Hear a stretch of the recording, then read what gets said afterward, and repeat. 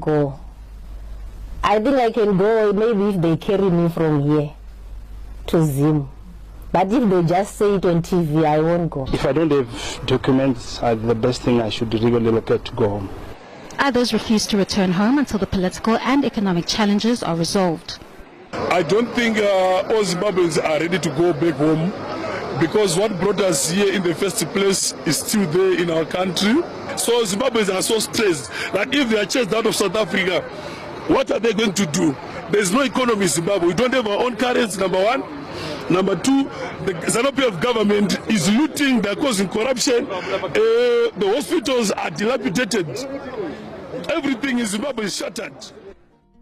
If you go to Zimbabwe today, you want to cry when you see how black people in Zimbabwe are living. Number one, water as we speak in Zimbabwe is not reticulated. So you drink it at your own risk.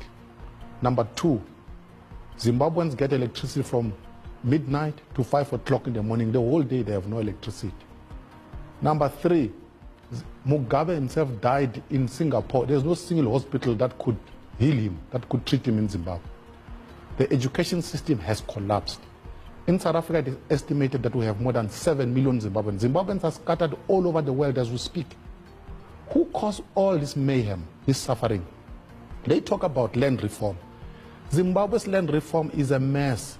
As you and I speak now, Zimbabwe imports maize, which is the staple food of the people of Zimbabwe. The country cannot produce food for itself. That is the true legacy of Robert Mugabe, a tyrant who began as a liberation fighter. As you and I speak now in Zimbabwe, unemployment is more than 90%. So it means that more than 90% of able-bodied men and women in Zimbabwe cannot find work. So if they were to fall sick, how would they pay for health services? They wouldn't be able to do so because they don't have money. But there are also not hospitals there. So the people who work in Zimbabwe as we speak are politicians. These are the parasites who are milking whatever remains in what you can call an economy in Zimbabwe, which has, by all indications, collapsed. So the tragedy of African politics is the tragedy of political elites who are in office for their own stomachs, not for their own people. If we look at the Zimbabwean situation now, it's very sad. People are suffering. And these are not whites, by the way. These are black people who look like you and I. Sewage spills all over the capital with little hope of being fixed. Heaps of uncollected refuse left to rot on the streets. Mayor Jacob Mafume says this is due to outstanding bills of 40 billion ZiG, or around $1 billion US. But residents and the businesses say the figure is exaggerated due to a billing system as messy as the streets. The debt of 1 billion, which I think the local authority is claiming, it's contested, considering that it is premised on chaotic and shambolic billing system. The mayor of Harare himself attributed that they don't have a functional ERP which houses the billing system. So again, you realize that that debt alone, some of the people, like in different suburbs, they are billed, or probably they are being charged the water, which is not coming out. And so the bill, I think there is an anomaly in the sense that I think the figures might have been exaggerated. Mafume says what is owed and the user pay principle must apply. We owed in excess of 40 billion RTGS, and that's a lot of money, close to $1 billion US. We are taking measures. We are adopting a collection method that involves debt collectors, legal action, summons.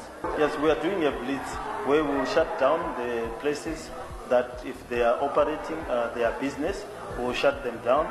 We are doing a door-to-door visit of those premises. Not being xenophobic, because we are saying all the foreign nationals who are here in KwaZulu-Natal, who have documents, who are here in their country, we support their presence in the province of KwaZulu-Natal because we understand the reasons are beyond reasonable doubt that they had to be here for a particular purpose.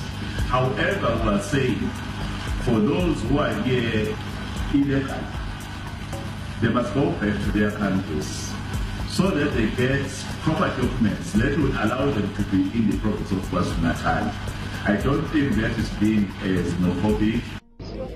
Ngabantu abakwazi ukusebenza ukuthi kunendawo yokusebenza la ifactory yakha eyingobo la kukhona ngibokela ngaphakathi amaovarola uqasha abantu abaningi-ke abakhona le ndaweni kodwa ngebhadi umnini wale ndawo ukwazi ukuqasha nabantu bokuhamba abangenazo incwadi zokuba e-South Africa ezingenamthethweni. Sesikwazile ukuthi sifike la sosesha abantu esisibatholile okwamanje sinesiqiniseko sabo ukuthi abanencwadi ezingekho emthethweni abazenze ngokuphakamisa sebengaphezu kwa-50 abantu esibatholile. Kusiphatha kambi-ke lokho ngoba sisibopha nabantu abawu-50 nje bafike la ngokungekho emthethweni la e-South Africa. Umnini wenkampani uyabaqasha, ubaqasha ngoba ebona ukuthi ngcono ukuthi akhokhele abantu bokuhamba imali encane namalungelo abo efana ngabathola babasebenzi ngeke bawathola ukuba bala ngokungekho emthethweni. Ukusiphatha kambi-ke ngoba siphatheka kama besibona abaphathi abaqashi benza lezi abazenzayo ngoba ukuthatha abantu bokuhamba kwenza ukuthi amathuba omsebenzi alapha la e-South Africa mase kuncipha-ke amathuba omsebenzi bese sibhekana nobugebengu ngoba phela abantu bala ekhaya mase belambile sebehamba befuna behambe becela ukudla bengakutholi bagcina sebenza ubugebengu ukuze bakwazi ukuthi baziphakele. Kanti amathuba omsebenzi akhona ngoba nakho abaqashi bawavulile amathuba omsebenzi kunalokho bathatha abantu bokuhamba ngoba bengafuni bakhokhele imali eningi. Siyaqiniseka ukuthi bonke abantu abaphethe imboni bazokwazi ukuthi babhekelele abasebenzi abaqhamuka khona la ekhaya nalabo kuhamba uma ukuthi babaqasha kube idlanzana kube yilelo dlanzana elinamaphepha ukuthi basebenze la eSouth Africa.